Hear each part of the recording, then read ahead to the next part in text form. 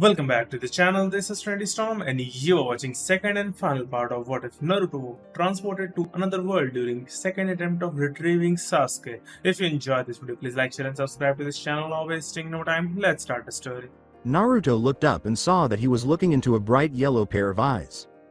Wearing silver and blue armor with an Amazonas-like flare, the owner of those eyes was an armored figure.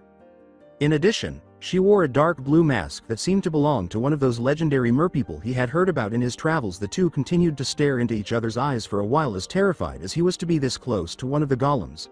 Naruto was also confident that she would not attempt any harm until he saw the golem's hand extend toward his face. That is, Naruto regained consciousness and acted quickly, believing the golem was about to attack.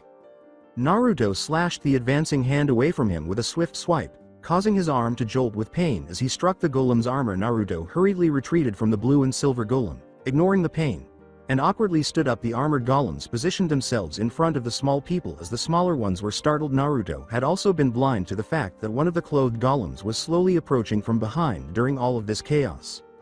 Naruto's hands reached for his kunai pouch and shuriken holster, believing they were going to attack him, only to discover they were gone. Naruto was now becoming quite anxious. Naruto, hey, where am I? Demanded. Where's my stuff? Who the hell are all of you? And what the foo? Whoa! Naruto lost consciousness and fell again before he could finish his sentence because he felt a hard blow to the back of his head. The Mandarin, Toa, and Turaga saw the identity of the human's assailant as they watched Naruto fall. Turaga Onwa, who was standing behind him, was holding his stone hammer, 7, firmly. Turaga Onwa. That was completely uncalled for, exclaimed Nuju, who was both annoyed and surprised that Stone's former Toa Metru would take such a step, fearing that the sneak attack had hurt Naruto. Gali hurried over to him. What are you talking about, Nuju? You saw it yourself how this thing reacted to Toa. Gali, he could have attacked us with the intent to kill at any moment, replied Onwa. Fanua, who was angry that Onwa had attacked and possibly hurt the organic biped, interrupted. Maybe you've been out in the sun for too long, Onwa, because anyone could have clearly seen that it only reacted out of fear, not bloodlust. Onwa yelled. Have all of you gone mad? Have all of you forgotten all of our experiences with the Makuta? Every time that we celebrate a victory, we let our guard down and let our confidence get the better of us, and it is our arrogance that leaves us open to another attack from Pterodix. Doesn't this creature's sudden appearance just moments after the Great Spirit was revived seem just a little suspicious to you at all? Forget the possibility of a homicidal warrior from another dimension. He could be a devoted follower of Pterodix, or that accursed being himself. The calm voice said, No, he's not, Onwa roared. And what makes you so sure? Before turning to glare at Kongu, the person who had just spoken. As a result, the Turaga's voice tone and volume made the Toa Anika wince. While he was still conscious, I was able to probe into his mind. I didn't sense any dark plans or any murderous intentions at all. In fact, the only emotions that I could perceive at all were of fear and confusion. Kongu responded with a steady voice. Now do you see, Onwa? This being means us no harm, replied Matao. I'm still not convinced, Kongu. What is it thinking right now? Replied Onwa. Sorry, Turaga, but I couldn't tell you even if I wanted to. For some odd reason, I can't read his mind while he's unconscious. It is as if he's able to neutralize my mask's power, but I did manage to get a name from him before he was knocked out. He is known as Naruto Uzumaki.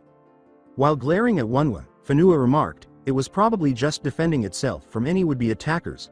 Onwa remained silent. Holly said, So, now what do we do? Gali and Lua both turned to face Kapaka in case of his death. Tahu had appointed him deputy leader of the Toa Nuva during their journey. It was an indication of Tahu's growing maturity and his respect for Kapaka. When Kapaka saw that everyone was staring at him, he let out another sigh before he spoke. For now, let's just get this Naruto inside the Colosseum. Gali, I want you and Holly to watch over him and heal any injuries that he may have received. Kongu, contact the other Toa and find out if it's safe to enter the Colosseum again, said the Nuva of Ice Toa. Then he focused on what was left of Mandarin.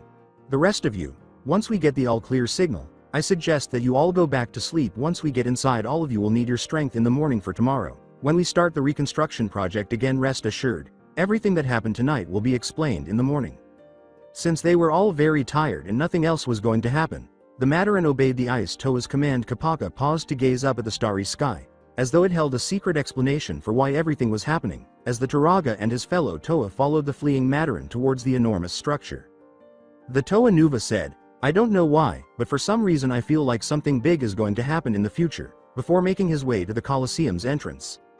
Alongside Tahu's team, not just Kapaka was thinking about Naruto's unexpected appearance. The ninja kept coming to mind for the Toa who were left to search the Colosseum to ensure that every area of the Colosseum was searched. The team had divided up to discuss the findings of their individual investigations. Tahu, Poatu, Anua, Yaller, Hyuki, and Nuparu gathered back in the arena's center an hour later.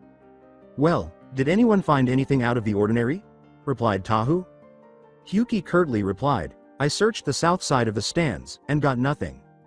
Poatu continued, "Everything seemed normal in West Sector, brother." After utilizing his Mask of Flight, 8, to soar through the skies and gain an aerial perspective of the Colosseum, Nuparu declared, "Nothing looked out of place when I flew over the entire building." Yaller stated, "The East Sector was all clear, too." Tahu concluded, "And I found nothing in the North Sector. But what about you, Anua? Did you find anything in the crash site, or the arena?" In response, the Earth Toa powerhouse said, "Actually, I did." Then he reached for his back and pulled out a small pouch from his storage pack, which was protected by the armor plating on his back, as well as a strap with 2 holsters. One small and thin, the other large and rectangular. Attached to it, the packs that each Toa possessed were genuinely incredible. They could hold nearly anything, including their own Toa tools. Without a word, the other Toa simply stared at the 2 objects that Anua had discovered. They had no idea what they were. Neither of them. Tahu finally raised his voice. "Where did you find those things, Anua?" asked he. As he gave Tahu the holster and Poatu the pouch, Anua responded, "I found them a couple of bios, 9, away from the crater. They most likely landed there from the impact of the creature's landing." Unaware that Yaller and Hyuki had gathered to his sides to get a closer look at the item, Tahu started examining the holsters right away, turning it over and over to make sure he hadn't missed anything. His gaze finally settled on the 2 holsters' apertures. Tahu cautiously opened the opening of the thin holster and reached inside the thin pocket, his curiosity growing stronger by the moment upon sensing a cold metallic surface with his first 2 fingers. The Toa seized it and pulled his hand back to reveal a medium-sized, double-bladed knife with a ring on the very end of the handle. He handed it to one of the Toa Inikas next to him, thinking, never seen a tool like this before." Quickly opening the flap and sticking his hand inside the larger holster, eager to see what it contained, Tahu quickly withdrew it and gave it a vigorous shake. When he felt a slight stabbing pain on his fingertips, Tahu carefully reached in once more and extracted 2 4-pointed stars. As soon as the pain had subsided, there were a few more of these stars left when Tahu was removing them and was able to peek inside the bigger holster. The red and silver Toa remarked, "Interesting, very interesting." Then he looked at Hyuki and Yaller. He gave each of the Inikas a star to look at and asked, "Have any of you ever seen Toa tools like these before?" It was Yaller who spoke first. "Sorry, Toa, please Yaller, just regular, Tahu, is fine. You and the rest of Inikas have already proved countless times to be worthy of the title. Toa, you don't have to address me or the rest of the Toa Nuva as you once did when you were still a Mataran." Tahu was interrupted. "Right, sorry about that," Yaller sheepishly responded. "As I was saying, I'm just as baffled as you are on what these things are. I never seen anything like these things. What I don't understand is what could possibly possess someone to use a tool this small." Hyuki grumbled with a wild gesture of his arms. He finished, "I mean, come on, sure, maybe that blade could be of some use, but the stars just look pathetic. These things probably couldn't even put a dent in my laser axe." 10. He then threw the small weapon down, causing it to lodge itself into the ground with a distinct shing. The 3 Toa noticed that the star was embedded in the earth. When they looked down, Hyuki stooped to pick it up, but it was hard right away. The gray armored Toa pulled the weapon out with a powerful heave. Hyuki looked more closely at the weapon he had dug out of the ground and said, "Okay then, so maybe these tools aren't so useless after all." Yaller, however, simply gazed at the star he was holding as though contemplating something. Then, with one of its points piercing the ground, the celebrity threw his arm quickly and landed a few bios away from the group. Yaller thought as he took the weapon back, "Whatever these things are, they make excellent projectiles. So I guess it's safe to assume that the same can be said for that knife you're holding, Hyuki."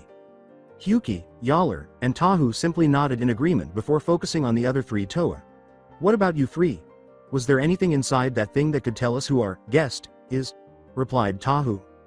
Anua began by holding out a number of odd cylinders and saying, "To tell you the truth, your guess is as good as mine. Brother, we found these rolled up clothes that had symbols written all over it. Only these symbols are nothing like our hieroglyphic system." Then, with Hyuki and Yaller watching over his shoulder, the Earth Toa Nuva gave Tahu one of the clothes cylinders, which he opened. The 3 Toa initially recognized that Anua was correct. They saw a collection of squiggly lines that were formed into various shapes rather than the circles with symbols in the center that comprised their alphabet. After that, Tahu rolled up the scroll and returned his focus to Anua. Was there anything else? Nuparu replied, actually there were these small knives, 4-bladed stars, and this peculiar picture as well. Picture? What picture, and what's so peculiar about it? Nuparu held a tiny, fragile rectangle in front of him so the other Toa could see it and said, see for yourself. The 3 Toa instantly recognized what was so odd about the image. It was the same creature from earlier, a taller biped with a lot of white hair and red lines down its cheeks, from its eyes a sleeveless red vest with 2 yellow circles, 2 armor plates covering the tops of his hands, and a gray training tunic adorned the taller figure. The tall biped appeared to have a huge roll of cloth on its back and was also sporting an odd pair of red shoes. Hyuki let out an incredulous, wait, so there are more of those things? Shout. It appears so, young Toa of Stone, but the question is, where exactly did they come from, and why haven't we seen or heard about them before? Replied Anua. And what about that other shooting star that I saw earlier? What does all of this mean? Replied Yaller. The Toa Nuva leader asked bluntly, who can tell? But perhaps the Turaga might have some idea as to what's going on. Suddenly, a voice he recognized came into his head. I'm Kongu, can you hear me, Toa Tahu? Kongu? Tahu asked out loud, drawing odd glances from the other Toa. Kongu thought, if you can hear me, please respond with your thoughts as I'm speaking to you through my Kanohi Seletu, 11. Yes, I can definitely hear you. Tahu telepathically answered. What's going on in your group? Have you found anything that could lead us to our visitor? We currently know that this being is similar to us in a number of ways. After carefully examining him with his mask of X-ray vision, Kapaka found that his internal structures were nearly identical to ours. The only distinction is that all of his internal body parts are entirely natural. Wholly organic? Are you certain? I'm sure Kapaka wouldn't fabricate this? Of course, that's correct. Sorry, Tahu thought apologetically. Anything else? Yes, we do know the name of the creature. Kongu answered. The name Naruto Uzumaki is enough about us, though. How is the search going? Can the Mataran return to the Colosseum without risk? We looked through all of the Colosseum's bios, but we couldn't find any more organic bipeds. However, we did discover a few objects that might be this Naruto's. Things? What kinds of things? Kongu asked, his sudden interest clearly visible in his mind. To begin with, we discovered these cloth cylinders that were written in a foreign language. They resemble the stone tablets found in the libraries of Ga Metru. Anua also discovered some weapons that we have never seen before, which could indicate that this Naruto is a warrior of some sort. Warrior? When Turaga Onwa hears this, he will undoubtedly lose it. The idea that Naruto belonged to a race of lethal fighters was first put forth by him. In any case, do you and your team need more time to ensure the building is safe, or is it safe to allow the Mataran back in? Before returning his focus to the 5 other Toa, Tahu thought, wait just a moment. Right now, they were staring at the fire Toa strangely. Sorry about that, he replied. Kongu and the others want to know if it's safe for the Mataran to return to the Colosseum or not. Well, since we didn't find anything that could pose a major threat, I don't see any harm in letting everyone back in. The sage Anua replied. I agree, brother. Besides, I think that the Mataran would want to get back to sleep. It's been quite an eventful night, said Poatu. Tahu nodded in agreement but remained silent. Are you still there, Kongu? He transmitted his ideas. Yes, I remain here. If I wasn't, you wouldn't hear me in your mind. So, is it possible for the Mataran to return? The Tahu was given this response. The Mataran should be safe because we were unable to identify any additional threats. Go ahead and instruct Kapaka to begin relocating the Mataran. Toa Tahu. Copy that. I will immediately inform Kapaka. Tahu returned his focus to the Toa surrounding him as Kongu's thoughts left him. Kapaka's team are bringing the Mataran and Turaga back in as we speak, he stated. At least the Mataran will be able to get back to sleep, but there are several things that I just don't understand, Yaller replied. Why is all of this happening now? Since they were all formulating their own theories about Naruto's motivation for visiting Metru Nui, none of the Toa gave a direct response. They all hoped, however, that this was not another of Pterodax's plans to seize total authority. Doom's private space. Takanuva exclaimed in shock. Turaga Doom, I don't understand. What do you mean, the Mataran's true origins and their lost alliance with the shinobi? And furthermore, replied Turaga Vakama, what exactly are these shinobi, and why isn't there any record of their existence? More importantly, why have you kept these secrets from all of us? Doom simply sighed in exhaustion before turning to face the Turaga and Toa in front of him. When Takanuva and Vakama focused on Doom, They saw a retired warrior and leader who had endured many hardships and lost many close friends over the course of his life, rather than the rigid and unyielding Turaga. The two guests took the two seats in front of his desk, which he indicated with a gesture. "I suppose," he said, "that it would be best if I started from the beginning." Doom took a big rolled-up cloth out of the box and sat down as well. He put his thumb on a symbol on the left end of the scroll and directed some of his heat energy into it, saying, "This scroll is the last existing record of our previous life before we severed all ties with the shinobi." After a brief flash, the symbol vanished entirely. Then Doom put the scroll on his desk and rolled it to the end of the table, revealing the contents of the outermost layer to Takanuva and Vikama. The visiting Turaga and Toa recognized the alien origin of the scroll's format as they gazed down at it. The symbols seemed to be written from top to bottom rather than the customary left to right, even though the writing was in their hieroglyphics. Additionally, vertical lines were used to divide the tapestry into multiple large rectangular sections. A sizable dark, black rectangle with a thin red rectangle serving as an outer border occupied a sizable portion of the exposed tapestry on its own in the center. Long, long ago, before Metru Nui ever existed, our ancestors, we'll call them Tohunga for now, lived by a culture that was completely different to the one that all of us are so familiar with nowadays. Unlike current times, the Tohunga lived in one major colony instead of separate villages. At that point in time, they were gifted with building and inventing advanced technology, such as cameras, telescreens, 12, and Kanoka disc launchers, 13, in a way to try and find their purpose. This tinkering soon progressed to the creation of massive transports, communication devices, security drones, and the creation of Kanohi masks of power. 14. From the combination of Kanoka discs. 15. Yet despite these technological achievements, our people still felt empty. After staying in one place for an extended period of time, the Tohunga felt that in order to discover their true purpose, they needed to have a better understanding about the world that they lived in.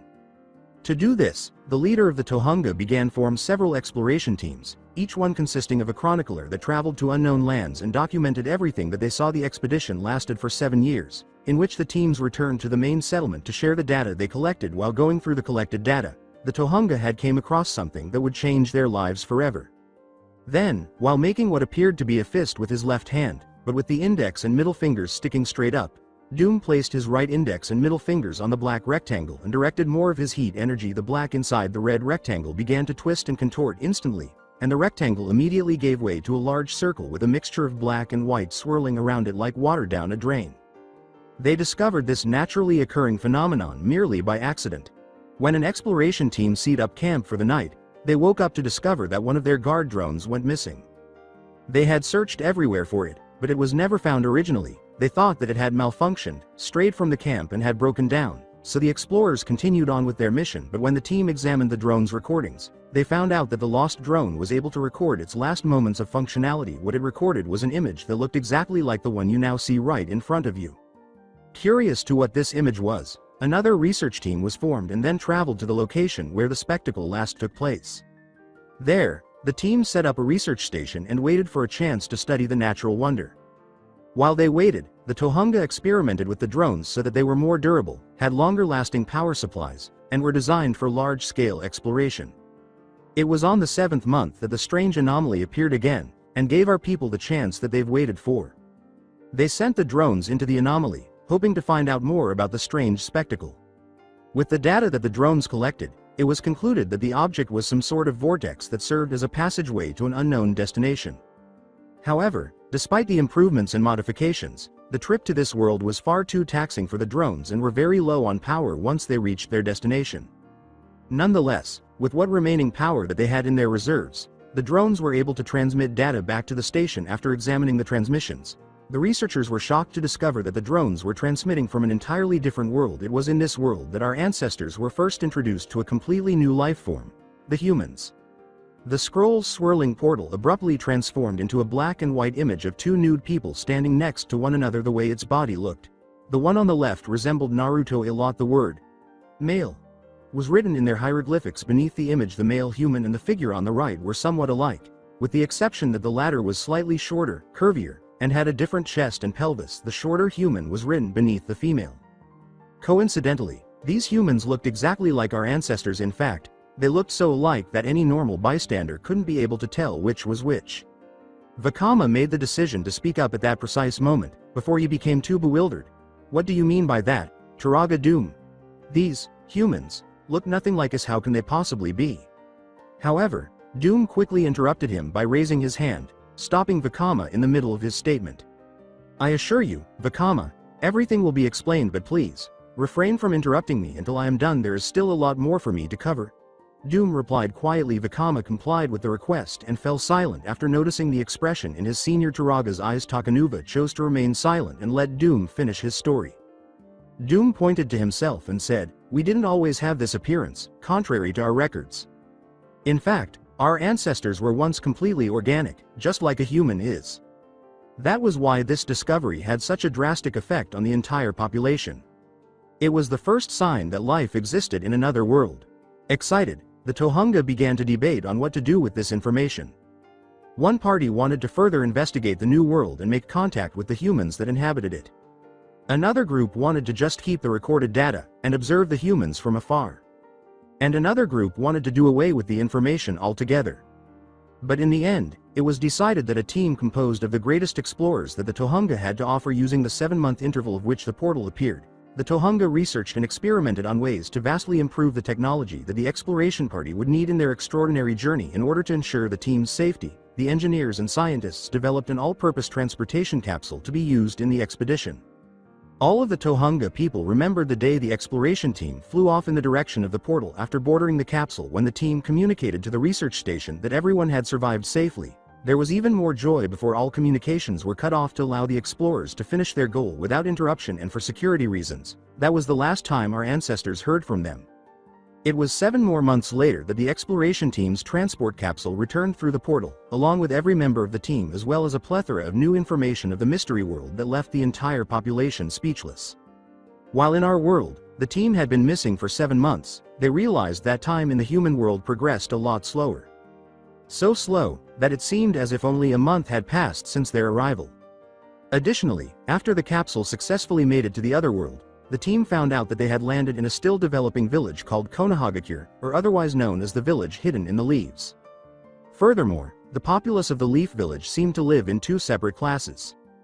The majority of the people were composed of merchants, craftsmen, and normal civilians, just like a good portion of the Tohunga were, and another group consisted of warriors that were capable of extraordinary abilities that our ancestors thought to be impossible to do, from running on water to defeating an entire army by their bare hands. These warriors seemed to time and time again defy the laws of reality. These warriors were called the shinobi, or otherwise known as the ninja. Currently, the ninja used 4 distinct fighting techniques to demonstrate their strength. The most well-known form was taijutsu, which centered on a ninja using only their hands and feet to battle their opponent without the use of any tools. Genjutsu, the second style, was based on producing illusions that were so realistic and potent that only the most experienced ninja could escape them. However, ninjutsu was most likely the most widely used fighting style. The ninja were able to accomplish incredible things with ninjutsu, including making thousands and thousands of clones of themselves. In addition, the shinobi were skilled in using weapons like swords, kunai knives, and shuriken, throwing stars in armed combat. At first, communication attempts with Leaf's populace were, as expected, a bit haphazard and far from successful. The locals thought that our ancestors were drug-addicted nomads right from their first encounter with each other. But once the Tohunga revealed their advanced gadgetry and tools, they immediately became celebrities, and was even considered as being geniuses. The populace were practically drawn to our technology like Nui Ramas, 16, to a horde of lightstones. Likewise, our ancestors became fascinated with the ninja's knowledge of the ninja arts. Soon, another debate was started on how to act on this new knowledge. And once again, the colony was split into 2 separate groups. One group was content with the data from the expedition and just thought it would be best if we cut off all connections from this strange world, while the other group wanted to learn more. The more conservative party argued that any further contact with the shinobi would lead to the destruction of our way of life, while the more liberal party countered with the possibility that these ninja might help us find what we have been missing in our lives. Seeing as they were getting nowhere on finding a solution, the councillors decided to put the problem to a vote for the entire population. That way, the situation would be resolved fairly and quickly. In the end, the Liberal Party won, and 7 months later, sent another interdimensional capsule to the shinobi world. Only this time, the capsule carried the Tohunga head council, who was intent on making an alliance with the Leaf Village's current leader at that time, Hashirama Senju, the first Hokage. After several days of negotiations, our ancestors and the shinobi had reached a consensus. In return for training in the ninja arts, the Tohunga would help build the Hidden Leaf Village and equip the Shinobi Corps with their cutting-edge equipment. This marked the start of a long, amicable, and peaceful relationship between Tohunga and Shinobi. The Leaf Village was finished in a few days using our technology, and the Leaf Ninja allowed our ancestors to use chakra and unlock their own elemental powers that were trapped inside our own bodies. When Doom saw the two people's bewildered expressions, he replaced the image of the two humans with a circle composed of two curved teardrop sections, one blue and one yellow, with the words body and mind written on the yellow. Seeing that his audience was still perplexed, he continued, explaining, "Chakra is the energy that a ninja derives from the trillions of cells that make up their body and from the mental and spiritual energies that one gains from experience and training." The circle then started to swirl until the two colors blended and became a full green circle with the word chakra written in the center. It is with this chakra that ninjutsu, the Tohunga developed a new form of ninjutsu that was centered around the elements: fire, water, air, ice, stone, earth, lightning, magnetism, and light, after months of rigorous training that enabled them to unlock their elemental powers. Along with our Kanoka discs and Kanohi masks, this new development only increased the Tohunga's popularity among ninjas. The shinobi, in turn, had created a number of new inventions because of our technology, including ninjutsu that replicated the original interdimensional portal and long-range communication devices. Shinobi were able to enter our world for the first time with this ninjutsu. As time went on, both the Tohunga and the shinobi began to explore what each new world had to offer. Thanks to the Tohunga, other shinobi villages such as the Hidden Sand Village and the Hidden Clouds Village soon began to prosper. Additionally, thanks to the influence that the shinobi had on the Tohunga's world, our ancestors developed a way to fully unlock their elemental powers. As a result, the select few of our ancestors grew in size, strength, speed, and could create and manipulate their own element just by a mere thought. In combination with a unique tool, these warriors were truly formidable opponents that any shinobi could face off against. The shinobi had many names for these warriors: wizards, grand masters, and even gods. But many had just resided into calling them heroes, or in our language, Toa. Additionally, with the discovery of their elemental affinities, our ancestors were inspired to construct their own villages based on their elemental affinities: fire, water, air, ice, stone, earth, light, magnetism, lightning. The list goes on. Eventually, the numerous villages were strung together into one huge city, with the Colosseum being its center point and the most important building of all. The city became known as Metro Nui. Unfortunately, many ninja felt threatened because they thought the Toa would soon render them all obsolete. Each Toa agreed to take on one apprentice who they believed was deserving of learning their fighting style and the way of their element in order to address this issue, provided that the ninja would only use their power to defend their people and their homeland.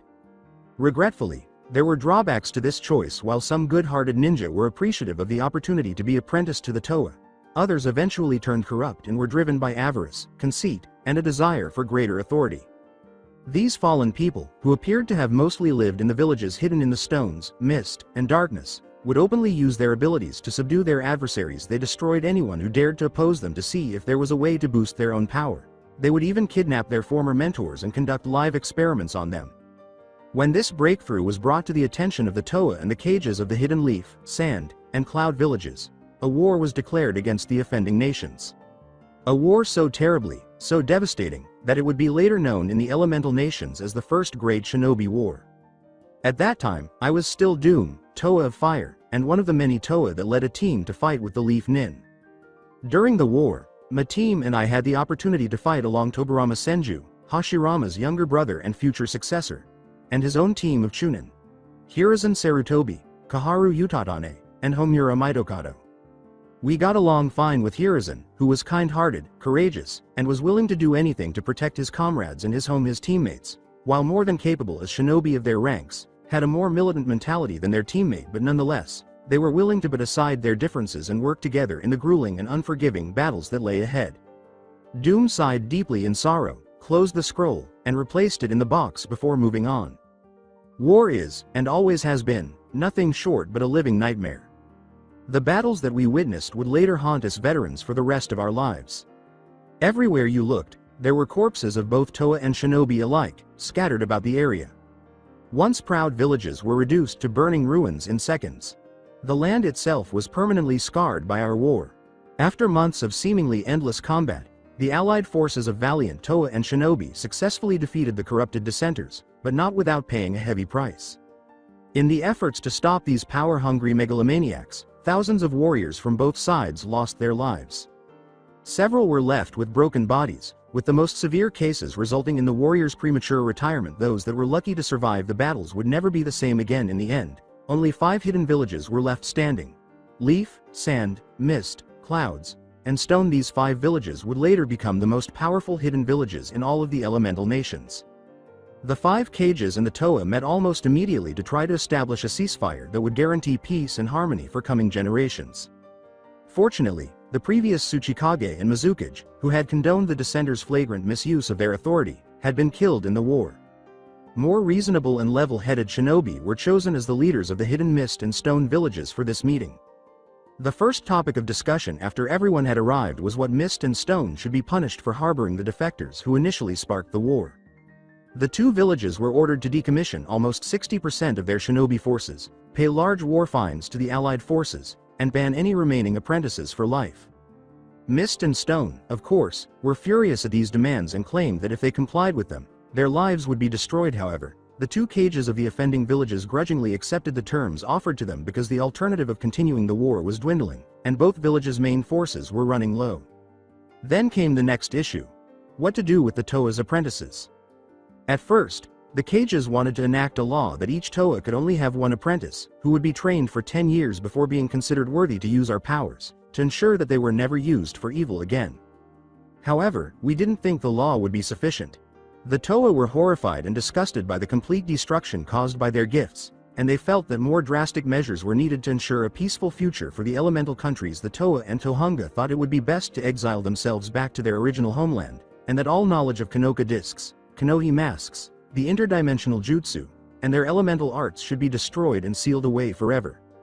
Naturally, the cages were taken aback by this move. They had attempted to persuade the Toa to adopt a different strategy, but they were unconvinced. Despite the fact that Tohungan technology had produced many positive things, the Toa arts were too dangerous for anyone to use, as they say. With great power comes great responsibility. The cages accepted the Toa's proposal after witnessing the war's many casualties. As the naturally occurring portal opened and we made our final and last journey, we said goodbye to our comrades by burning the interdimensional jutsu records and smelting all of the Kanoka discs and Kanohi masks. The second part of our plan was activated at a meeting at the Colosseum after all Toa and Tohunga returned to Metru Nui as a last-ditch attempt to hide ourselves in case a rogue shinobi managed to get through the portal. We had our best genjutsu expert cast one of the most potent illusions over the entire population to give us our current appearance. The ensuing decades turned out to be more challenging. Both the lightning and magnetism Tohunga grew weary of living in Metru Nui and made the decision to move their villages to one of the places they found after we lost our way and our purpose once more without the help of our shinobi allies. Then, without providing an explanation, the light Tohunga also chose to depart. For some reason only the Tohunga villages of fire, water, air, stone, ice, and earth remained. After the great majority of Tohunga districts soon started to relocate outside of the city, with just 6 districts remaining in Metru Nui, it appeared as though we would spend all of eternity wandering aimlessly around our planet. However, one day an extraordinary event occurred. 3 virtues, unity, duty, and destiny, were bestowed upon us by the Great Spirit himself, Mata Nui, during his visit. Unity is the idea that we can only really achieve anything as a group when we are all working together. Duty is the idea that each person has a duty to uphold throughout their lives. And destiny, which states that, in the grand scheme of things, everyone has a single, genuine purpose. The Tohunga changed their name to the Mataran, in honor of the Great Spirit himself. As a token of appreciation for these gifts, in order to assist the Toa in defending the Mataran, the Great Spirit also established a warrior organization known as the Brotherhood of Makuta. 17. Due to their numerous powers, these Makutas were able to easily defeat any single Toa. But Makuta Teradix, a rogue member, quickly disrupted our new, tranquil way of life. He attempted to use his arrival to betray Mata Nui and seize total control of the Mataran by causing a number of disastrous events, including the theft of the Kanohi Avoki, the corruption of the Brotherhood of Makuta, and even the use of a virus to put his creator into a slumber. 19. He was also the mastermind behind the Great Cataclysm. Furthermore, the Dark Hunters, 20, launched a war against the Toa after I became Turaga because I forbade them from establishing a base in Metru Nui. A number of brave Toa had died in that war. Finally, Teradix himself placed me in an artificial coma, In essence, a series of events culminated in our current predicament. When he was done, Takanuva was the first to speak up, and Vakama and Takanuva just stared at Doom, utterly stunned by what they had just heard. Turaga Doom, you've left a few things inexplicable. What did you mean when you stated that the first Toa concealed their elemental powers? He uttered those words. During the preparations for the self-exile, Doom said, the Toa gathered all of their apprentices, both the loyal and the dissenters, in which they performed a massive transference ninjutsu. The elder Turaga reached back in the safe deposit box and pulled out a long rectangular box with the help of the best seal masters at the time. The Toa sealed their elemental powers into distinct gemstones and took away from the apprentices all of their knowledge and secrets about how to use them. Then Doom opened the box's hinged lid, revealing 7 different moderately sized gemstones, each with its own element sealed inside. The red one shone brightly red, as if a flame were dancing inside it. The white one was covered in frost and cold air was flowing off it in vapors. The light green one appeared to be holding a huge cyclone in its center. The black one had a thin layer of dirt covering it. The brown one seemed to have been filled with rubble and sandstone. And finally, the blue one seemed to have a raging waterfall trapped inside. As Takanuva leaned closer to get a better look at them, the gemstones started to glow their respective colors, causing the light Toa to veer back in surprise. As you can see, Doom said, closing the lid once more, when a Toa is present, the gemstones react strongly. The early Toa developed a safety mechanism that includes that you see, these stones can only be handled safely by one of 3 people. A Toa, a Turaga, or the individual whose chakra is compatible with a particular element. The element of the stone would act to destroy anyone who was unworthy of its secrets. If someone were stupid enough to attempt to steal one, the wrath of the elements is what they term this. So why, Doom, are there only 7 stones? I believe that a Toa had control over more than 7 elements. Yes, Vakama, there are however, the elemental Mattern groups who departed Metru Nui believed that taking their stones with them would better safeguard their secrets, Doom retorted. Do you know who persuaded the apprentices to become dissenters during the Shinobi Toa War? Yes, the dissenters were found to be all followers of Madara Uchiha during the meeting with the cages. Madara was one of the founders of the village hidden in the leaves and the original leader of the Uchiha clan, which was renowned for their Kekkei Genkei genetic trait known as the Sharingan, which allows them to copy jutsu.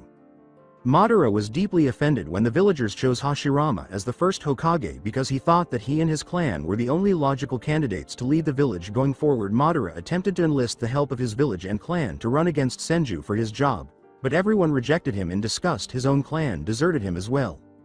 Angered by this betrayal, Madara left the village with the intent of coming back to exact his revenge and to take back what he thought was rightfully his. A few years later, he kept his promise as he came back, riding on top of one of the most feared demons of the land, the 9-tailed fox, leading an army of dissenters to invade the Leaf Village. While Team Tobirama and my team of Toa led the main forces to fight the dissenters, Hashirama went off to face Madara and the 9-tailed fox. The battle was a fierce one which left a humongous scar on the landscape, but, in the end, Hashirama came out victorious, and Madara disappeared without a trace. Their battlefield was so vastly altered that the Leaf Nins and civilians erected enormous statues of the combatants and christened the area the Final Valley. Coincidentally, before that fateful battle, that area was also the location where the ninja performed the interdimensional portal jutsu. So all of this bloodshed, all of this loss of life, was caused by one jealous ninja that was mad because he didn't get his way? Asked Takanuva with disbelief. Doom simply gave a head nod. Takanuva simply reclined in his chair and tried to take in everything he had just learned. He was surprised to learn that he and everyone else in Metru Nui had once existed in a completely different dimension and were in fact organic. The fact that the first great shinobi Toa war began over such a trivial matter, however, was what truly troubled him. He was frightened by this Madara figure because it sounded too much like Pterodix. Vakama interrupted Takanuva's train of thought by asking, but Turaga Doom, what does all of this have to do with the being that just crash-landed here? Doom asked, did you see the headband that he was wearing, Vakama, as he replaced the safe deposit box in its safe? No, not really. I didn't get a good look at it. As he was leaving his private quarters, Doom responded, in the center of it was the symbol of the Hidden Leaf Village, meaning that male human is a shinobi from Hashirama's village. Now, I believe it is time that we greet our long-lost ally, and find out just as happened to the ninja world after all this time. Doom, Vakama, and Takanuva left the chambers without saying anything more in order to see the first Leaf Ninja to be spotted in Metru Nui in a long time. Returning to Konohagakure Tsunade of the Senju clan and Godem Hokage yelled, What do you mean you don't know where he could have been transported? At the moment, she was having a terrible day at first. She believed Naruto had once again done the impossible when she received word from a messenger that Squad 7 had returned with Sasuke Uchiha. But when the messenger informed her that Naruto Uzumaki was not present in the group, her cheerful disposition soured. Fearing the worst, she called in Ibiki and had her Anbu guards take the returning team to an interrogation room. Additionally, she had informed Jiraiya of his student's current situation via a slug messenger. She knew that those two annoying, meddling council elders would try to get in the way and tell her how to deal with the situation she was in right now, so she knew that she was running out of time knowing that the old belligerent was planning something and that Danzo was very good at hiding his tracks. She didn't even want to consider the harm he could cause. Neither side would have to wait long to learn of the incident. As soon as Squad 7 was safely led into the room, Tsunade had her guards shackle Sasuke by securing him to a wall, so he couldn't make any hand signals, blindfolding his eyes, and securing chakra-suppressing shackles on both his arms and legs. Her current predicament resulted from her reluctance to take any chances in case the prisoner was planning something. Sasuke's response to her was, "I meant what I said," Tsunade said threateningly, "and do you really think that we would actually believe any of that bullshit?" The thought of punching the bastard through the building was very tempting to her. Sasuke, growing frustrated with the 5th Hokage's obstinacy, said, "Look, you've known Orochimaru longer than I have, so you know what he is capable of. He created the ninjutsu that brings the dead. Why is what I've told you so hard to believe? They might lose their one and only chance to get Naruto back if things kept going at the current rate. How about the fact that you voluntarily defected from Leaf 2.5 years ago in order to train under him, Or the fact that you were willing to kill anyone that kept you from reaching sound? Do you have any idea what the retrieval team went through to bring you back, or how close 3 of the members were to death after fighting you and your little entourage? And now, you allow yourself to be taken back to the very village you so desperately wanted to abandon, without so much of a fight," Tsunade said in a voice that grew louder. Phrase. "How do I know that you haven't allowed yourself to be caught so easily as a part of one of your twisted, power-hungry plots?" Despite his best efforts to remain composed during the Hokage's tongue-lashing, Sasuke was beginning to question whether this had all been a bad idea. He was aware that there might be a way to find Naruto in the Sound Village, but they were running out of time. They needed to take action right away to avoid losing their chance. "At first, I didn't care what happened to me so long as I got strong enough to finally obtain my vengeance on my brother. I've heard several people tell me that I was wasting my life away, or that I was heading down a path of darkness with no way of returning to my past life, but I've never paid any attention to what they said. I thought of them as strangers that didn't know what they were talking about. But Naruto, however, changed all of that. He actually showed me what I have become, and how I had went against everything that my clan once believed in. I realized that I had dragged my family's name and reputation in the mud during my time with Orochimaru." Even though he was wearing a blindfold, Sasuke then turned to face Tsunade. "I swear to you, Lady Tsunade, I was willing to go back to Leaf without a fight and face the consequences for my crimes before Orochimaru interfered where he and Naruto went when they went through the portal. I have no idea. I do know of a way to possibly find Naruto. However, we need to act fast while Sound is without Orochimaru. If we miss this opportunity, then we might lose any hope of finding him." Tsunade gazed intently at the restrained Uchiha before shifting her focus to Ibiki. "Well?" she growled. The Uchiha's heart rate was at a constant pace and showed no sign of elevating whenever he spoke. "Additionally, I didn't see any erratic eye movement behind the blindfold. He seems to be telling the truth, but I wouldn't put it past him to try something, considering who his master was for the past 2.5 years. Despite his best efforts to remain silent, Sasuke wanted to yell back at Ibiki for that remark. If he made one mistake, he knew the Hokage would never believe him. Tsunade, meanwhile, was going through a difficult time. On the one hand, she might accept the Uchiha's claims as accurate, but she also ran the risk of stepping into one of her former teammates' traps. However, she would lose the opportunity to save Naruto if she were to simply put the traitor in a lifelong prison and be done with the whole situation. She began to remember the first time she had seen the blonde knucklehead. Her initial assessment of him was that he was a noisy, unsophisticated rookie who had no idea what the real world was like. All of his tirades about becoming Hokage seemed like hollow pledges that he would have abandoned when he realized how difficult it would be. But she had to acknowledge that the boy with the whiskers was unique after witnessing how he had battled to protect her from Kabuto, even putting a kunai knife through her hand, and if she hadn't done everything in her power to get him back, it would have been illegal. She sighed deeply and looked at Sakura as the only person who had witnessed everything. Her second apprentice was now the only one she could trust for advice. She would have simply looked over Yamato's report, but it wouldn't have allayed her concerns because he was unconscious during the entire incident.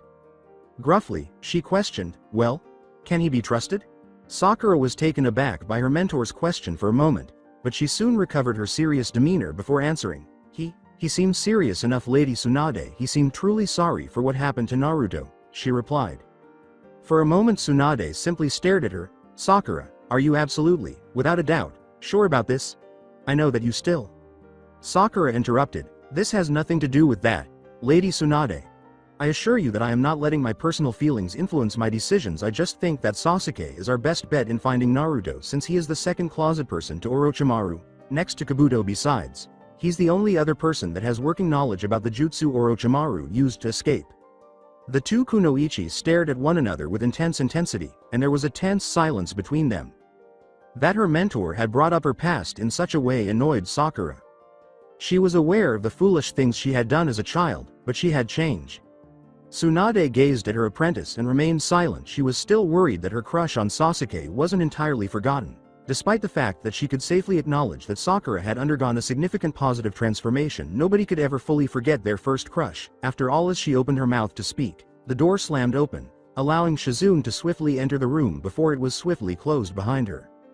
Lady Tsunade, the council has been badgering me for the past hour on where you were and what are you doing. If I don't give them an answer soon, they're going to call an emergency shinobi clan head meeting to try and replace you, Shizune screamed. Their response was, what? On what grounds? They can't do that, Sakura said. The elders are seeing Lady Tsunade's absence as her doing some sort of underhanded dealing with some unknown party, said Shizune. Are you serious? Tsunade bellowed. They're already angry that you've delayed in taking the proper procedures when Sasuke was still a missing nin. If they knew that you were down here interrogating him personally this whole time, it will only strengthen their belief that you are showing special treatment to a ninja that was supposed to be marked as a traitor nearly 3 years ago. Shit. I hoped I would have more time before those scumbags began poking their noses in inappropriate places. Tsunade thought she needed to decide quickly. Now more than ever she turned to Sasuke and sighed deeply. Alright, Uchiha, here's how it's going to go down. Returning to Metru Nui, Naruto muttered, arg my freaking head, what hit me? As he attempted to get his bearings once more. Turaga one was stone hammer, what else? A man's voice repeated. Still in his daze, Naruto said, oh, okay. His eyes snapped open a moment later as he recalled what he had seen prior to his most recent unconsciousness. He had hoped his previous encounter had been a dream, that he was lost in an unexplored ninja territory. When his gaze fell upon the armored and clothed metal golems gathered around him, that hope was instantly dashed. The absence of the smaller ones didn't help his mounting nervousness, though he attempted, but was unable, to put some distance between himself and the golems. He noticed that his waist, ankles, and wrists were bound to the ground by what looked like stone manacles when he looked down at his body to determine what was wrong. Naruto stammered, "WW what the," as he made a fruitless attempt to break free from his bonds. Like them? Inquired the golem, whose entire face was covered by a gray mask and whose armor was yellow and gray in hue. Surprisingly, though, the mask moved like a real human face. I made them especially for you. Glad to see that they're doing their job well, it was joking. Before it struck the now identified Hyuki's shoulder lightly, a blue and white armored golem reprimanded the creature, saying, Hyuki, be nice. Naruto observed that this golem wore a blue mask with two tube-like structures beneath the eyeholes, and that her voice sounded youthful and feminine. The poor thing must be scared already after what Turaga Onwa had done to it, and it doesn't need you making things worse. Hyuki answered, calm down, Holly, I was just attempting to strike up a conversation. A green golem with green and silver armor said, perhaps, it would feel a bit more at ease if you were to release its bonds. It had a green mask with 5 spikes that branched out. 2 to the right, 1 straight up, and the other 2 to the left. It also had 2 talon-like additions on the front of its feet. No. Not at all. One of the smaller clothed golems, with light brown skin, orangish eyes, and a hammer staff with an amber orb in the middle, interrupted, we don't know what it is capable of if it's let loose. Naruto thought he knew who had attacked him from behind when he saw the staff. Oh, Onwa, please, don't do this again, said another clothed golem, this one light green with a few rust spots on his green mask, holding a green staff with a lime green orb underneath and a circular saw blade at the top. Matao, don't begin with me, didn't you see how it responded to Toagali?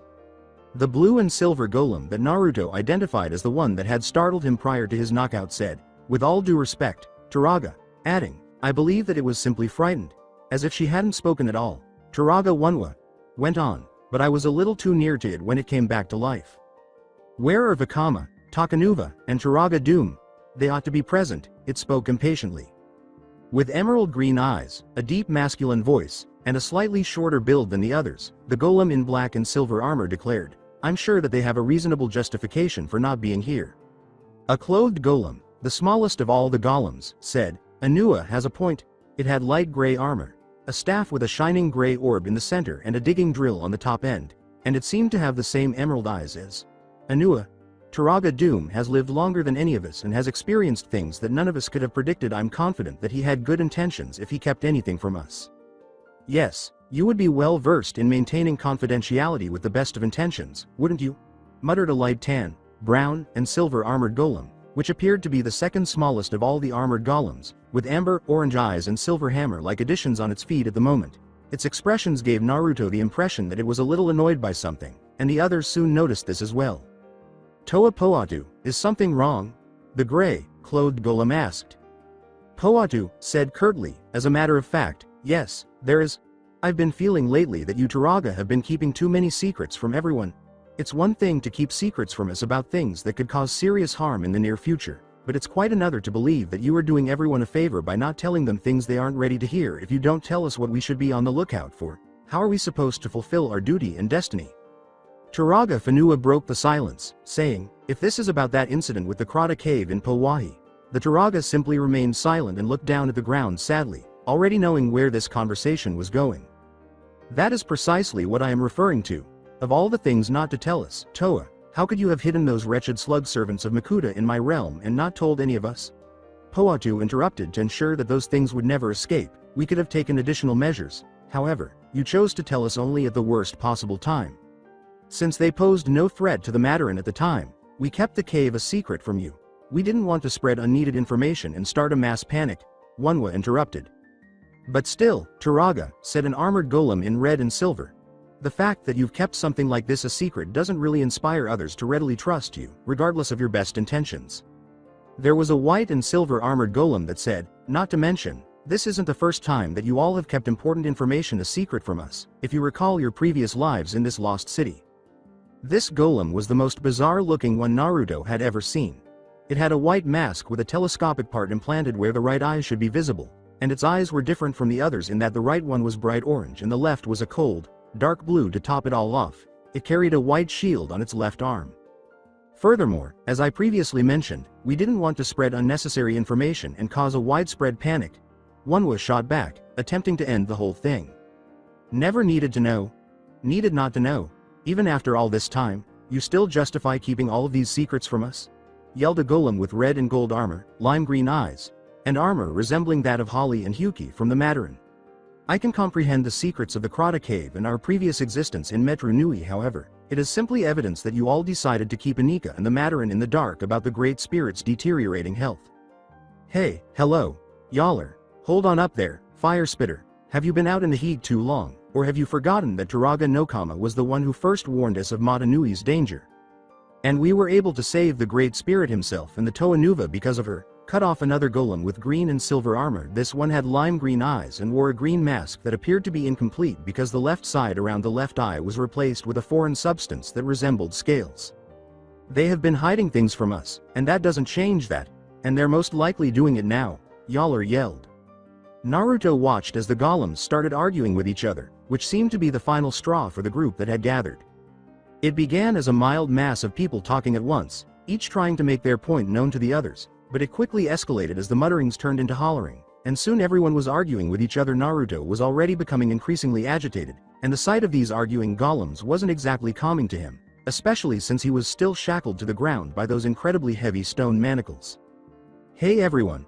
Naruto attempted to attract the attention of at least one golem by saying this, but it was ineffective because the golems kept arguing with one another. Hello! Here, I'm still bound to the floor, screamed Naruto. But he was immediately ignored again. Naruto lost what patience he had left and was about to launch into one of his typical tirades when someone irritated him when someone else showed up. Enough. The massive argument was abruptly stopped by a new voice demanding authority, and silence quickly descended, save for the sound of several footsteps growing louder by the second. The group of golems split into two groups on Naruto's left and right, allowing the newcomers to approach them without any obstacles. Naruto watched as 3 golems he had not yet seen approached him, with no one blocking his view. Another clothed golem led the group of 3, however, the shawl across its shoulders featured a silver square design that covered the entire cloth except for an odd circular design where the strips were draped over its shoulders. An elongated burgundy and dark red mask with 2 gray cylinders on either side of the mouth area. A black staff with light tan sections on the bottom and middle part, and a bright blue jewel on top. With the exception of the colors of the shawls, which were red and orange, and a light orange mask with a gap at the very top that gave the impression of a narrow beard near its mouth. The other golem was dressed in the same shawls as the first 5 clothed golems. It was also carrying a special staff, but this one was dark orange with a light orange orb on top that was held in place by tiny strands that wrapped around it. The final golem was armored, like the ones with silver armor, but entirely different as well. Instead of the usual silver, it was decked out in golden armor that nearly resembled white. On its head was a golden mask with 9 long spikes, 3 on the left and right sides of the head, and the final 3 on top. On both of its cheeks, there were 3 horizontally thick stripes, one on top of the other, which, incidentally, Naruto thought looked a lot like his own whisker marks. And for some reason, Naruto felt as though his anxiety and distress seemed to decrease significantly. He wasn't sure how or why, but he suspected it was because of that golden armored golem. I'm really disappointed in all of you. You guys are fighting like Guko birds over a berry when I return from my brief absence. Do you want to rouse the matter in once more, or do you not? Even though everyone has had dramatic experiences, that doesn't give you the right to act in this way. The black and red golem reprimanded the others as a father would reprimand his children if he saw them fighting. The arguing golems fell silent, ashamed that they had lost control of themselves in such a way. The red and black golem then returned his attention to the still shackled Naruto, which made him even more nervous than he was at the beginning of this incident. The golems stared at Naruto for what seemed like an eternity before the red and black golem spoke again. Is the human okay, Toa Gali? Gali jumped at the unexpected question it asked. With some hesitation, she said, yes, Turaga Doom, the human, didn't appear to have suffered any injuries. Doom said softly, good, Toa Poatu, Toa Hyuki, who put those restraints on our guest. Hyuki said, it was me, Turaga. He hoped the Turaga wouldn't yell at him, but fortunately it didn't. Will you kindly let them go? Doom inquired. Hyuki was briefly taken aback by this, but he quickly attempted to conceal it. Pardon me if I'm going too far, Turaga, but why would you want me to do such a thing? He inquired.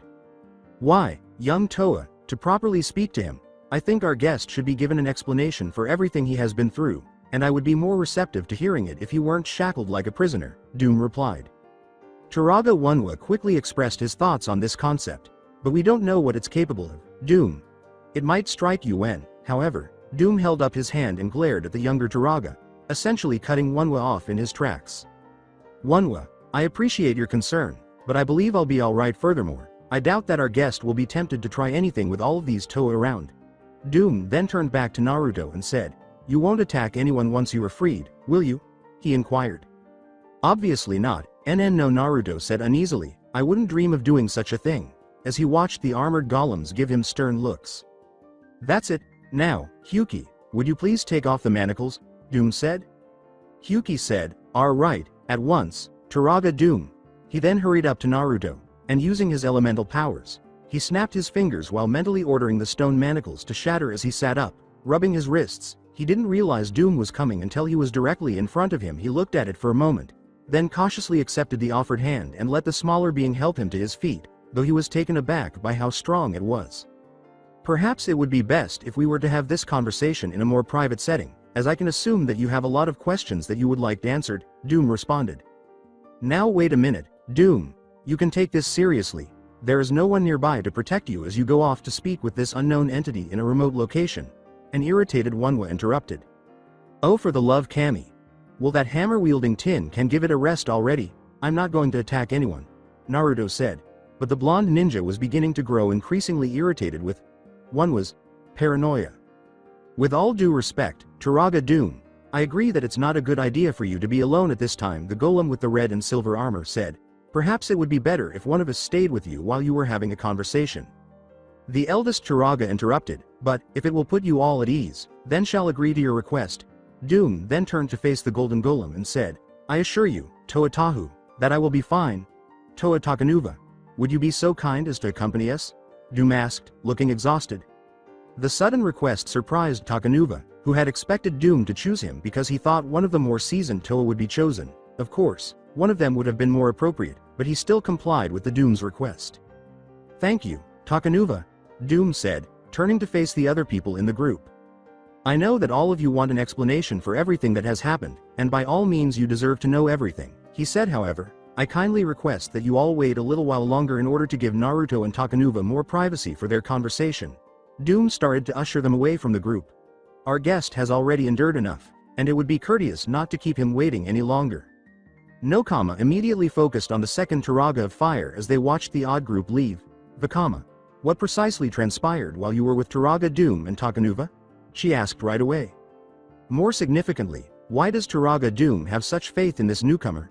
Onwa asked, and the entire group turned to watch Vakama for a response. Vakama simply sighed in exhaustion, realizing that this would be a long night. Alongside Naruto, as Naruto was led by the Turaga Doom and Toa Takanuva, he couldn't help but begin to consider his options in case the situation turned violent, but to be honest, he wasn't even sure if he could escape in the first place. He had carefully watched when Hyuki freed him from his bonds. He had controlled the stone without the use of written seals or hand signs, as if he were controlling it with his thoughts, and that level of elemental manipulation was only found in legends. And if this Takanuva golem was anything like that Hyuki one, then escape was going to be nearly impossible, especially since he didn't know what the golden armored figure was capable of. Naruto was startled out of his reverie by the words, "This should be far enough." Looking around, he saw that he was far from the group of golems and that Doom and Takanuva were staring at him. "Now before we begin," said the one calling himself Doom, "could you please tell us what is your name?" The abrupt question startled Naruto a little and made him wary right away since he was unsure whether these things were good or bad. He didn't want to give away too much, so he chose to just give away something basic, like his name, and watch how they responded. He tried to hide his nervousness by maintaining a straight face as he said, "My name is Naruto Uzumaki." As though remembering a long-lost friend, Doom remarked, Naruto Uzumaki, interesting name. So tell me, young Naruto, how is the Hidden Leaf Village doing these days?" Doom couldn't help but laugh at the blonde's startled expression, which only made Naruto feel more uneasy. Naruto's eyes widened in shock. Did this little golem know more than he was letting on? Was he just playing with him? "How did you find out the name of my hometown?" Naruto inquired. The clothed golem answered, "It's really easy. Your headband identifies you as a shinobi corps member for the village hidden in the leaves. More significantly, though, I participated in the First Great Shinobi World War as one of the numerous Toa who fought alongside your third Lord Hokage, Hiruzen Sarutobi." Even though Naruto wasn't much of a bookworm himself, he would have undoubtedly remembered a name like Doom, so he was absolutely shocked to learn that this golem fought with Old Man Hokage during the war. If that's the case, why wasn't this mentioned in the history books? "Who exactly are you?" Naruto inquired. The golem appeared to smile at that point.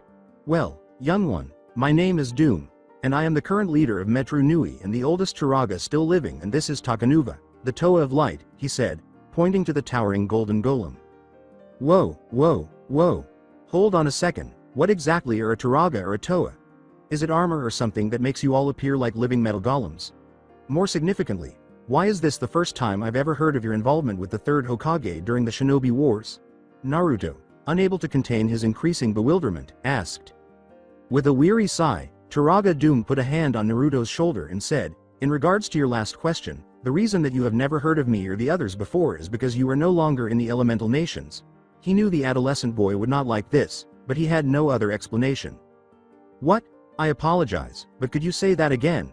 Because I could have sworn I heard you say that I'm no longer in the elemental nations," Naruto said, his expression calm in spite of the panic that threatened to overtake him. Anticipating such a response from the shinobi, Turaga Doom simply shook his head. "I'm afraid you've heard correctly, young man," he said. "You shinobi haven't entered this realm in years, and now you're in it." "Wait, you mean to tell me that this, Naruto said, his eyes widening in surprise and bewilderment. "Metru Nui?" Takanuva asked in a helpful manner. "Isn't any of the elemental nations included, Metru Nui? What are you saying, then? That I'm miles away from the nations in some far-off city? Or an island of some kind?" Naruto went on, growing increasingly uneasy. "More like an alternate dimension that is somewhat similar to your own world, but completely different at the same time," Turaga Doom said, glancing at him apologetic. To put it another way, the elemental nations do not exist here. The senior Turaga had to use all of his self-control not to flinch when he saw the young man's terrified expression because he had witnessed the same look on a number of young Toa during their first overseas missions during the war. The time they had spent away from home and the experiences they had in the battles they had fought had a negative impact on their mental health, making them liabilities to both themselves and their brothers and sisters in arms. Like those unfortunate few, the young man in front of him began to exhibit the same symptoms as those few Toa, and he simply waited for the impending emotional explosion to his surprise. However, the young boy in front of him did not completely lose himself to his panic. Rather, he seemed to gradually regain control over his emotions and breathing. Okay. Naruto sighed deeply. So I'm in a dimension that's completely different from my home world? Something like an alternate dimension? After a moment of waiting for the boy to continue, Doom said, well, that's one way of describing your current predicament, yes. Hold on a second. How do you know about the elemental nations if I'm in a different dimension? Better yet, how did you and these Toa and Turaga participate in the Shinobi World Wars? Turaga Doom merely chuckled and said, you would be quite surprised, young one. He then started to introduce the Shinobi to the history that his generation had never heard of. With the group of Turaga Vakama, are you serious? Nokama exclaimed, her voice full of incredulity. It does seem a bit far-fetched, even for me, Fire Spitter, said Matao. Oh, please. This is utter bullshit. Onwa snorted, don't you think it's suspicious that Doom would just divulge all of this information as soon as this newcomer showed up? Yes, you would be aware of the dangers of hiding critical information, wouldn't you? Yaller sneered. Yaller. Startled by the abrupt shift in the Toa and Ika of fire, Holly cried out, what's wrong with you? What? Simply put, some Turaga are very good at keeping important information to themselves. One could claim to be an expert in that specific skill. Onwa gave the youngest Fire Toa a severe glare for his remark. Now look here, you young fool. Do you genuinely believe that the public will feel more secure about their way of life if we reveal every little secret we know? Because you are genuinely naive if you do. There would be widespread panic and mayhem if the Mandarin learned everything we kept from them. Yes, that's all well and good, but have you forgotten that by keeping the public in the dark about your little, nefarious secrets, you may be doing more harm than good? If you don't tell us what we should be on the lookout for, how can we better prepare for the future? You two have been at each other's throats ever since we learned that Mata Nui was close to death, and it has only gotten worse with this newcomer. It's late, everyone is exhausted, and this argument is only making everyone more irritated. If you two want to butt heads like two teenage Kane Ras, then go somewhere else. Kongu telepathically yelled, will you two stow it already? Into the minds of the two quarreling people. With astonished looks, the Toa and Turaga turned to Kongu. During the time they had spent getting to know him, they had learned that it was not a good idea to enrage the normally amiable Mandarin turned Toa and Ika. Especially since Kongu was rarely angry at anything or anyone not wanting to risk it, they decided to postpone their argument until later, preferably when Kongu was not present. Vakama brought everyone's attention to himself by saying, back to what I was saying earlier, I can tell you with absolute certainty that everything Turaga Doom has told me is true, no matter how ridiculous it all seems. After leaving the group, Fanua said, but we have been misled before, Vakama. During the events that occurred prior to the Great Cataclysm, we all thought Turaga Doom had betrayed us, when it was actually Makuta Teradix disguised as him, and now, this stranger arrives from the sky, and Doom starts acting secretive and reclusive yet again. Can you not see how history is repeating itself? Vakama's red eyes were glowing as he gazed solemnly at the former Toa Metru of Earth. You weren't there when Turaga Doom revealed everything, Fanua. The look that I saw in his eyes, it was like I was seeing an entirely different side to him. Nokama inquired, what do you mean? Everyone else's curiosity returned to them as their focus shifted back to Vakama. When Takanuva and I were with Doom in his personal chambers, I saw him not as the stern isolationist that we've all come to know. No, I saw a Toa that was part of a long and arduous war. A veteran combatant that witnessed many unspeakable horrors that he wishes that he could forget, yet knows that he cannot. It was like seeing Doom when he had just retired from his role as a Toa. Curious, Powatu said, you really saw all of that, Turaga? In contrast, Turaga Onwa simply snorted in shock. Naruto is back. Naruto was in complete shock. All of the information regarding the First Shinobi World War had been entirely inaccurate. Even so, the revelation was astounding. Even though he wasn't particularly knowledgeable about the history of the Leaf Village, but something was nagging at the back of his mind. Naruto continued after the Doom nodded.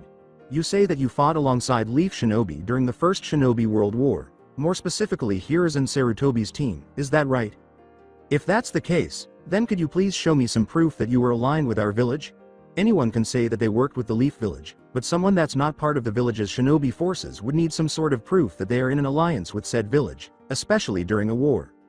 With keen eyes, Naruto anticipated Doom's response, since it would dictate his next move, thinking that Doom was reaching for a concealed weapon.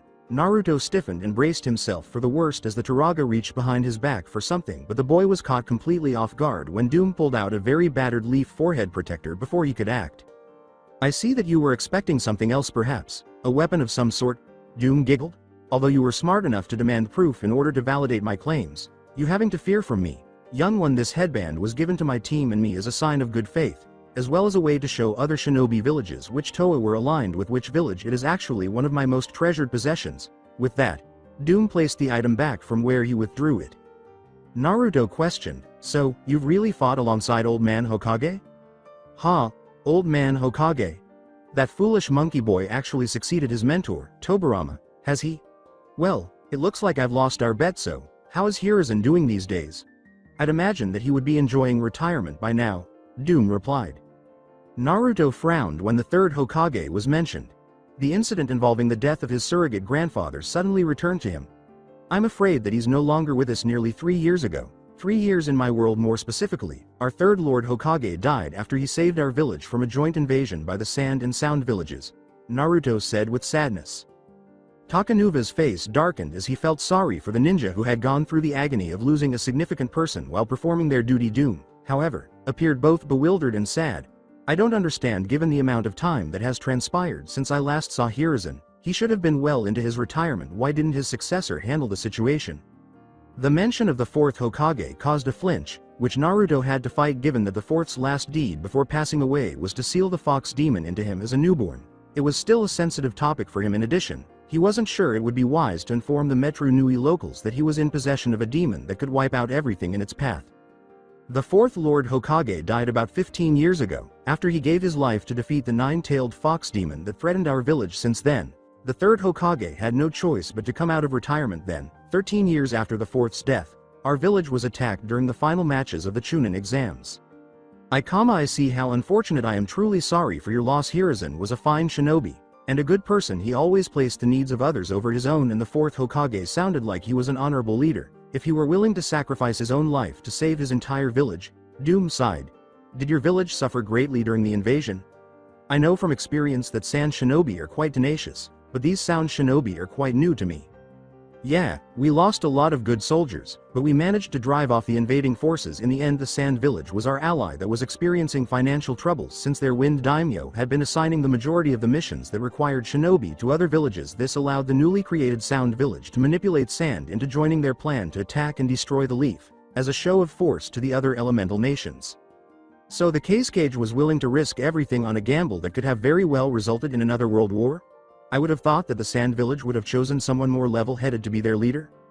Well, that's where it gets complicated. The Cascade was assassinated before the actual invasion, and was then later impersonated by the mastermind behind the entire plan, Orochimaru. Suddenly, a thought occurred to him. He had gone through the portal to Metru Nui with the person who had killed the third Hokage and deceived Sasuke somewhere in the city. He was now on the loose, Orochimaru. The Toa and Turaga were startled by the sudden outburst. As Takanuva put it, What is it? Crap. I can't believe I nearly forgot about that bastard. Damn it, said Naruto before his gaze landed on Doom and Takanuva. He started to scan the area frantically, as though in search of something floating in the sky. Quick. Did any of you guys find another person laying around the area where I landed?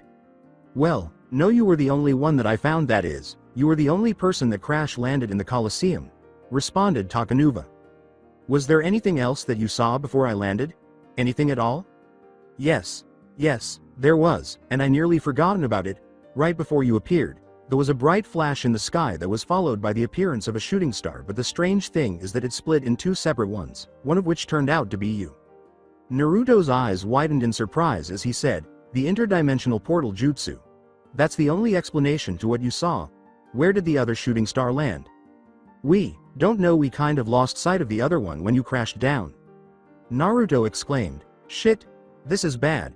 This is really bad. He started pacing around wildly while frantically gripping his hair.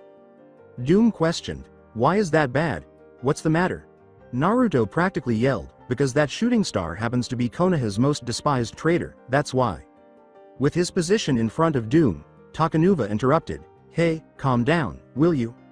With a cry of, calm down, Naruto, I don't have time to calm down, and neither do any of you. Don't you understand that this entire city is in grave danger?" Unaware that his mask was glowing as he spoke, Takanuva lectured, "And don't you know that shouting your head off and pacing around like a maniac isn't helping? Look, whatever the problem is, we can't help you unless you calm down and tell us exactly what is wrong." Conversely, Doom observed this minor action but chose not to notify the Toa of it. Rather, he began observing how the Leaf Nin responded to the mask. If the heavy breathing was any indication, he could see that the blonde with the whiskers was still anxious about the second shooting star. He did observe, however, as Naruto's breathing became more leisurely. Naruto said, Okay, I'm sorry for reacting like that, but Orochimaru is not someone you want to have around in your city." Takanuva asked, "Is he really that dangerous?"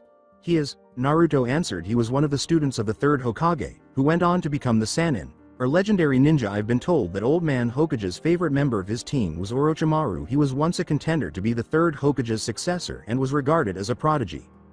I assume that someone else was selected instead of him."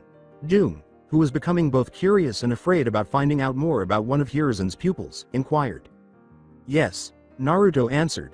"The old man selected Minato Namikaze as the fourth Hokage instead of Orochimaru. When it came time to select a successor, I initially believed that to be the cause of Orochimaru's betrayal, but I subsequently learned that his motivation was more sinister than jealousy over being passed over for a promotion." Naruto took a moment to assess his audience's reaction to his previous remarks, and since they didn't appear to be questioning him about them, he went on. Orochimaru had started acting strangely after losing the title of Hokage to the fourth. Individuals from the village, including Genin, Chunin, Anbu black operatives and civilians, had also begun to vanish. The old man initially had no idea who was behind these kidnappings, but after multiple reports from his top agents, they had finally gotten a clue as to the kidnappers' hiding place. The old man assembled his two top Anbu operatives and proceeded to explore the purported hiding place.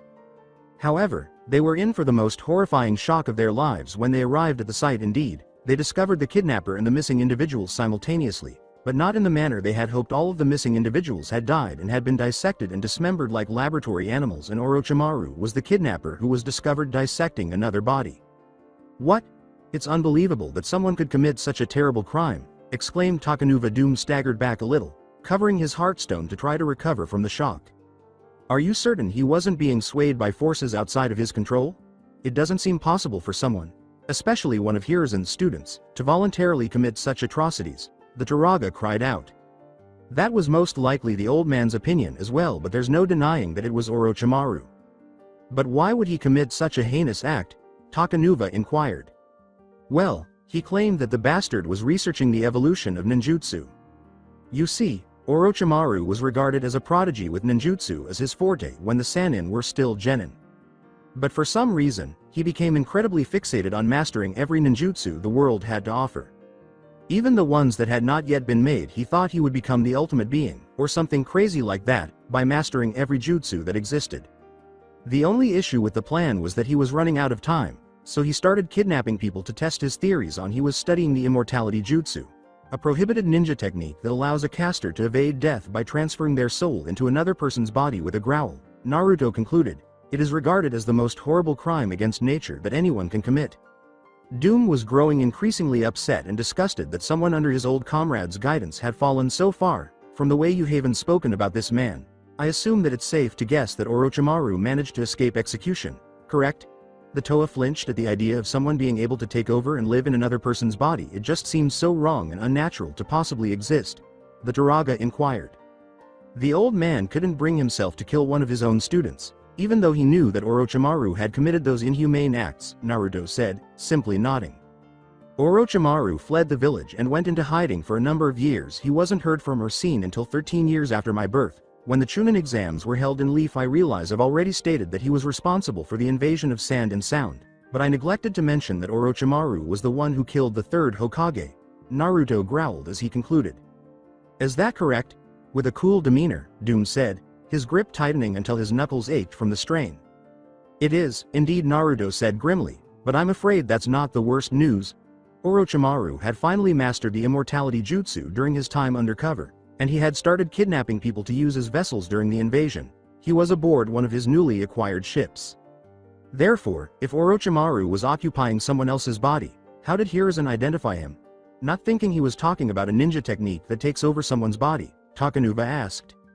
Orochimaru had always been a little conceited with his expertise in snake-style ninjutsu and disguise. He would have no trouble changing the physical appearance of the body, therefore, he could always make it seem as though he was still in his former body, regardless of whether he had a male or female body. That beast! Takanuva yelled, anger pulsing through his body.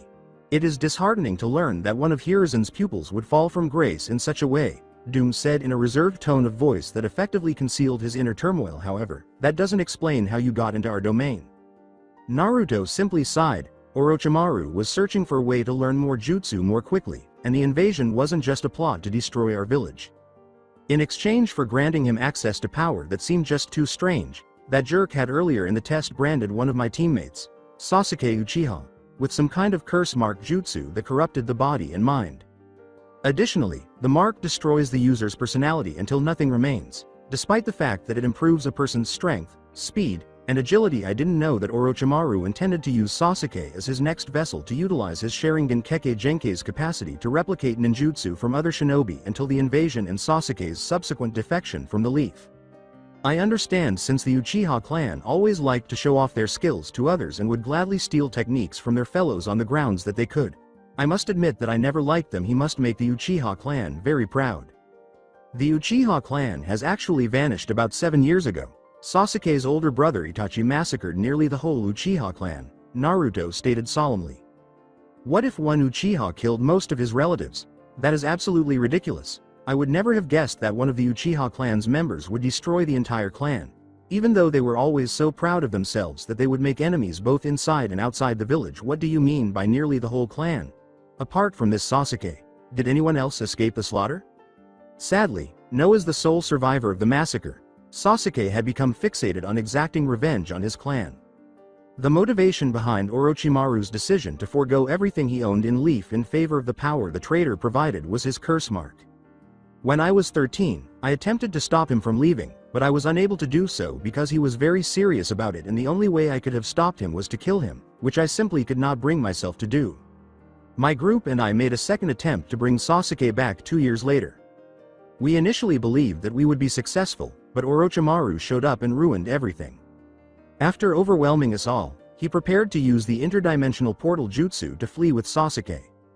Last but not least, in the hopes that Doom wouldn't notice his near failure to explain that he actually prevented Orochimaru from kidnapping Sasuke, Naruto explained, I managed to get Sasuke away from the snake, but I couldn't get away from the portal in time. After that, everything else was like a blur until I blacked out. When I regained consciousness, I confronted one of the Toa directly before being struck unconscious by a Taraga's hammer. I was cuffed to the ground when I awoke again, and the Taraga and Toa were swarming around me. I see, Doom said. I'm sorry the Toa and my fellow Taraga have caused you any discomfort. However, to their credit, they have never before encountered an outsider like you. Don't stress over it. I would have responded similarly, Naruto said, adding that none of that matters at the moment. I need to know where the first shooting star landed. Right now is Orochimaru somewhere. Young Naruto, don't worry, we'll track down this Orochimaru and stop his evil, but for now, I'm afraid there's not much we can do right now, Doom elaborated. But you're not getting it. Orochimaru never takes a break from his schemes. It will get worse the longer you let him use his schemes. I recognize how serious the situation is, but you have to acknowledge that we are currently at a disadvantage after averting a disaster that would have meant our collective demise. Our Toa are still recuperating, the eldest Taraga clarified. The battle has worn them out physically and mentally, and it would only be harmful and counterproductive to send them out looking for someone as slick as Orochimaru. Naruto paused at that, admitting that he did sound a little crazy and that he hadn't considered what had happened to Metru Nui or its people before his and Orochimaru's sudden arrival. The blonde sighed deeply, accepting that the hunt for the snake-like outlaw would have to wait. All right, what should we do now? Naruto sighed. For the time being, we take a night's sleep and deal with this issue in the morning, when we are at our best. First, though, I think it's long overdue to introduce the other Taraga and Toa in this manner. There won't be any space for more misunderstandings, Doom stated. Taraga, are you certain that's a smart idea?